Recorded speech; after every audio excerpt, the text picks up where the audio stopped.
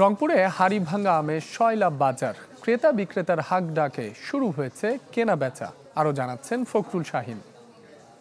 আমি এখন আছি রংপুর নগরীর সবচেয়ে বড় আম বাজার, টার্মিনাল আম বাজারে। হাড়িভাঙা আমে সয়লাব হয়ে গিয়েছে পুরো এই বাজারটি।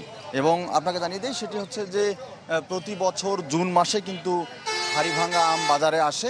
এবার 10 তারিখের পর থেকে কিন্তু বাজারে হাড়িভাঙা আম আমরা লক্ষ্য করছি, দেখছি। এবং শুরুতেই যে আমের যে মূল্য সেটি নিয়ে আমরা কথা বলেছি, যারা বিক্রেতা আছেন তাদের সঙ্গে কথা বলেছি এবং যারা ক্রেতা আছেন তাদের সঙ্গে কথা বলেছি। ধারা একটা যাচ্ছে আপনার 2100 টাকা, একটা আছে 1900, 1400, মানে সাইজের উপরে আর কি দাম হবে। এই যে এটা হবে 40 টাকা কেজি, ওইটা আছে 50 টাকা কেজি, 300 টাকা পাল্লা। হাড়িভাঙার আমের অবস্থা খুব খারাপ। কেমন খারাপ যে দরে ওইখানে কিনি, এখানে ওই দরে বিক্রি হয় না, আরো কম রেটে বিক্রি করা লাগে। এই আম কিন্তু ক্রেতাদের কাছে অনেক পছন্দনীয়।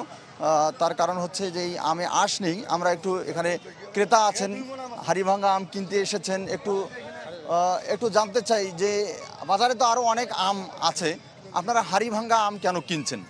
এটা রংপুরের লোক, আমরা এই হাড়িভাঙা হয় এখন অসুবিধায় পড়ে গেছে। বাইরে যতগুলো ফ্রেন্ড আছে তারা সব রংপুরের বিখ্যাত হাড়িভাঙা চায়।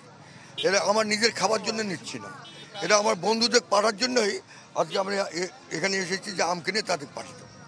2000 টাকা মন চলতেছে, 1600 টাকা মন চলতেছে। আমের বাজারটা একটু কম আছে, 2-1 দিনের মধ্যে আমের বাজারটা বাড়বে। শুরুতে দাম কিছুটা কম থাকলেও কয়েকদিন পরে, 2-1 দিন পরে হয়তো দাম আসলে যারা বিক্রেতা আছেন তারা সন্তোষজনক দামে বিক্রি করতে পারবেন। তো এই ছিল এখানকার সর্বশেষ।